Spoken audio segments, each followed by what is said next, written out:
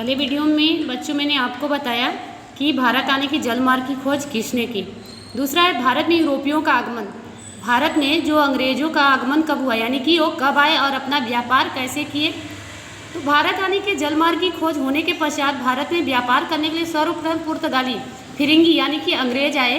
तो 100 वर्ष के समय में पुर्तगालियों ने दीव, दमन, गोवा, कोचीन, मलक्का आदि प्रदेशों को अपने अधिकार कर लिए। वो यहाँ पे व्यापार करने आए थे, लेकिन बहुत सारे ऐसे प्रदेश थे जिन पर वो अपने अधिकार कर लिए। पुर्तगालियों को व्यापार में मिली सफलता से प्रेरित होकर अभी यहाँ पे पुर्तगाली आए, इनसे प्रेरित होकर कि यहाँ पे ये आए, इतने देशों पर अपना अधिकार कर लिए, तो इनसे प्रेरित होकर हॉलैंड के डच और डेनमार्क के डेनिश लोग भी भारत में व्यापार करने के लिए आए। इंग्लैंड के व्यापारियों ने भारत के साथ व्यापार करने के लिए 1600 में ईस्ट इंडिया कंपनी की स्थापना की। आपका दूसरा क्वेश्चन, ईस्ट इंडिया कंपनी की स्थापना कब हुई?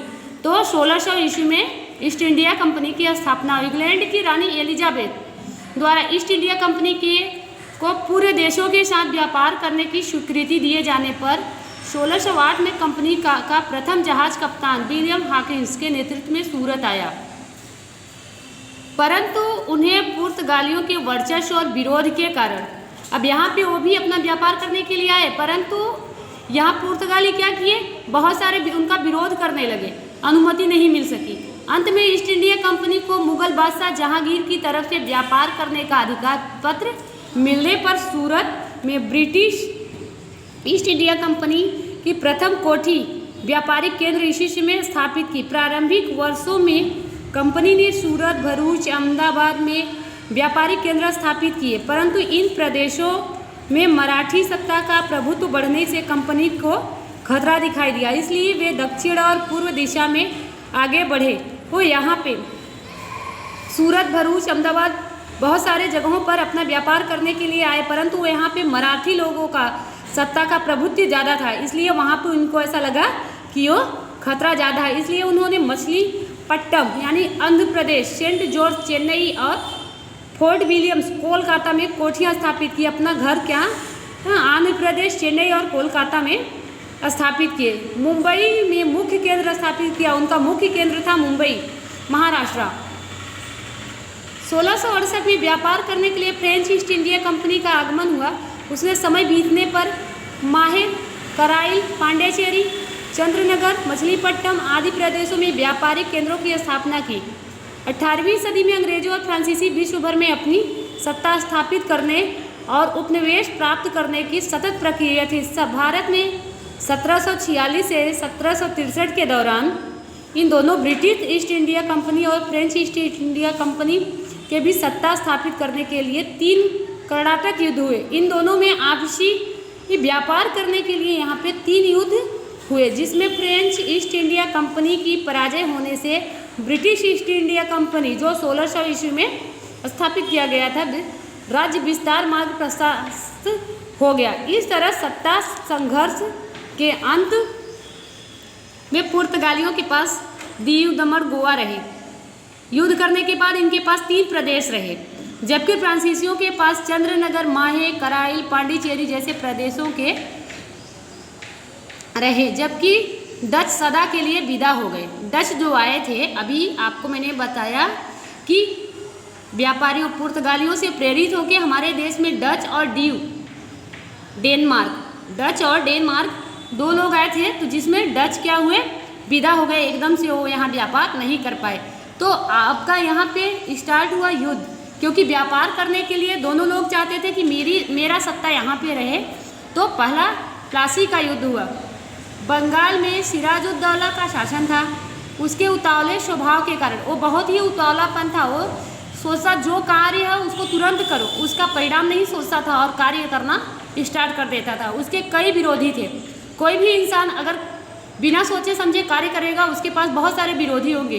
इसलिए बंगाल के जो राजा थे, शासक थे सिराजुद्दौला, उनके बहुत सारे विरोधी थे।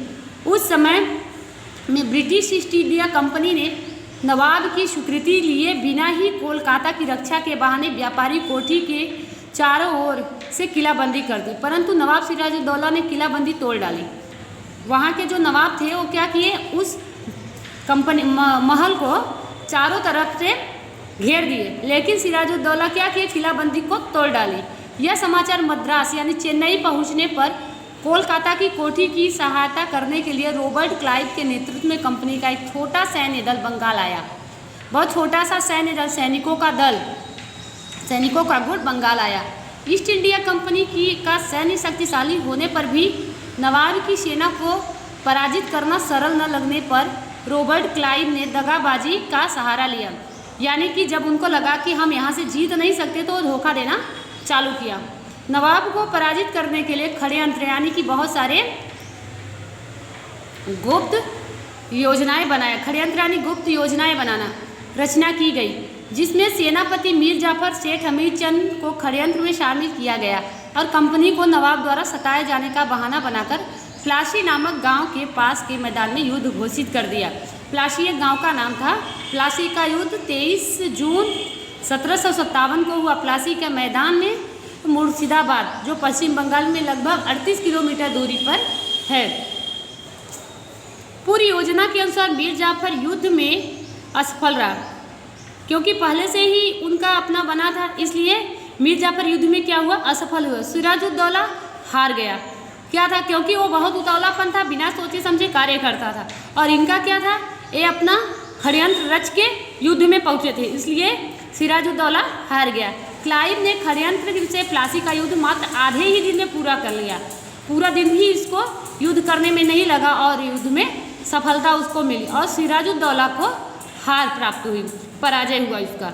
इस युद्ध से ईस्ट इंडिया कंपनी को 24 परगना की जागीर मिली। मीर जाफर को बंगाल का नवाब बना दिया गया। इस तरह से 1757 में प्लासी के युद्ध द्वारा भारत में कंपनी की सत्ता की नींव पड़ी। बंगाल का नवाब।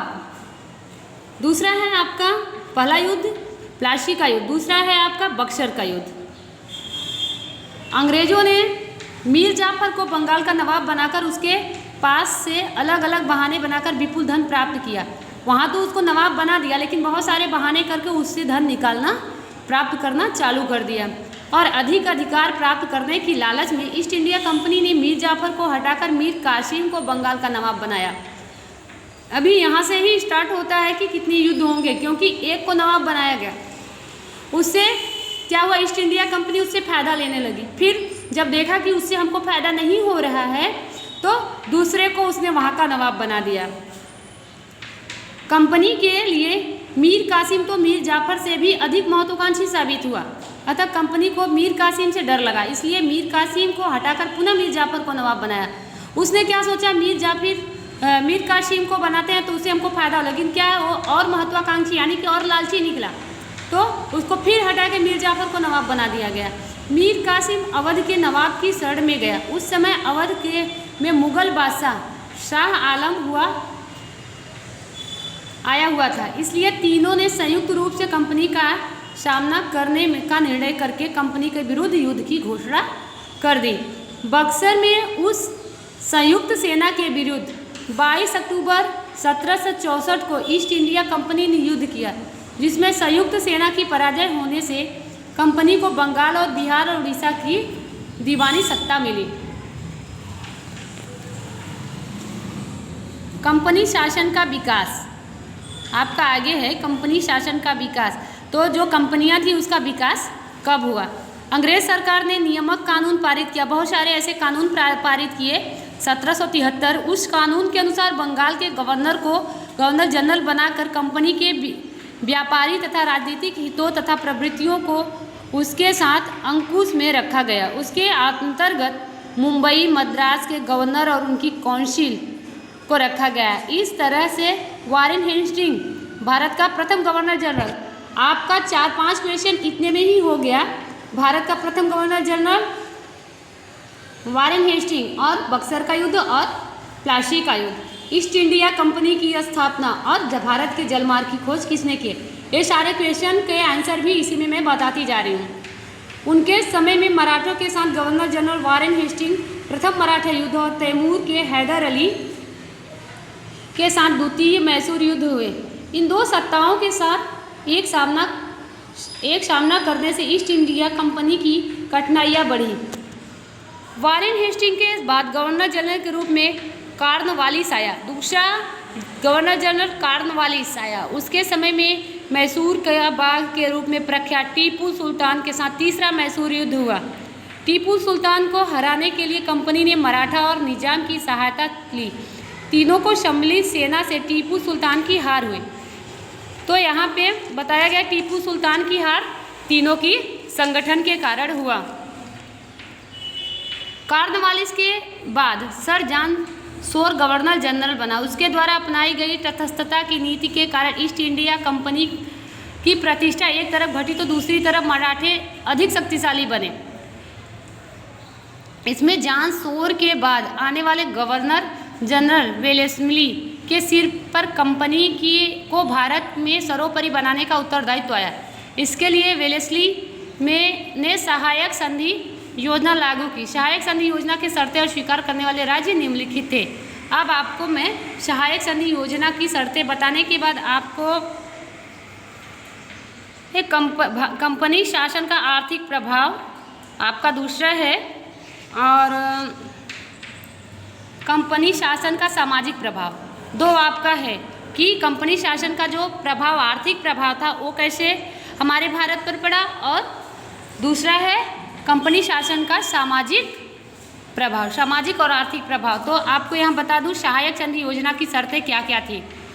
पहला शर्त था सहायक संधि योजना स्वीकार करने वाले राज्यों को कंपनी सरकार प्रशिक्षित सैन्य प्रदान करेगी। यह सैन्य राज्य को आंतरिक और बाह्य आक्रमण से राज्य की रक्षा करेगी। उसके बदले में योजना स्वीकार करने वाले राज्यों की सेना खर्च अथवा उतनी आय वाले प्रदेशों अंग्रेजों को देना होगा।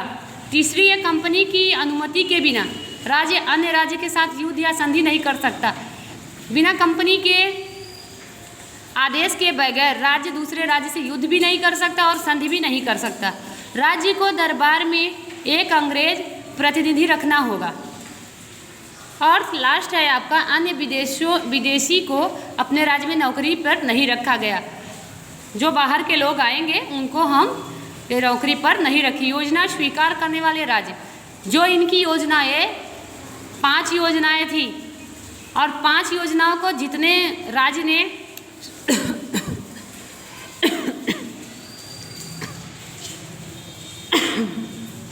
पहला है निजाम, मैसूर, अवध, गायकवाड़, सिंधिया, भोसले और होलकर, ये सारे राज्य इनकी योजनाओं पर अपनी बात रखे।